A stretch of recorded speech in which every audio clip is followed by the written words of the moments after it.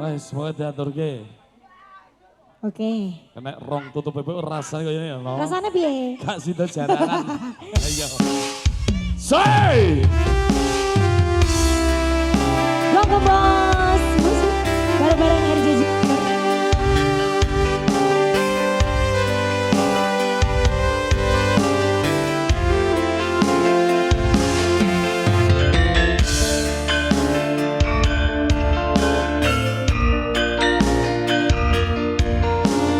Yana Mulan iki lho. Jenenge Yana Mulan. Iki lho Yana Mulan iki. Oh, baik. Siang para ratri. Aku biar digendong Mas. Mengiling manis janji setiaku bisa anduweni marang Santia Sulati.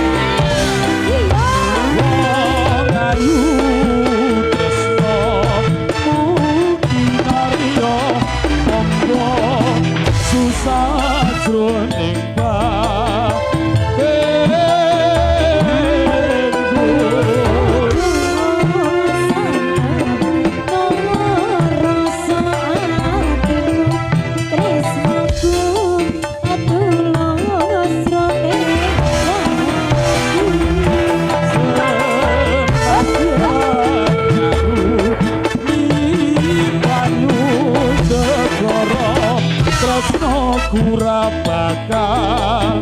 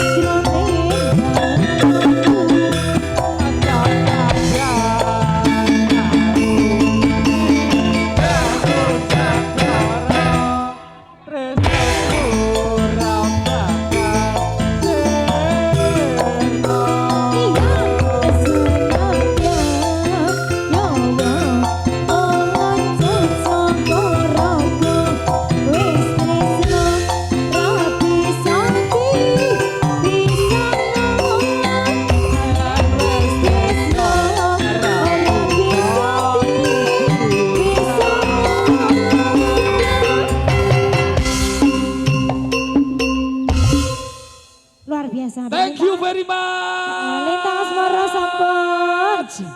Wow.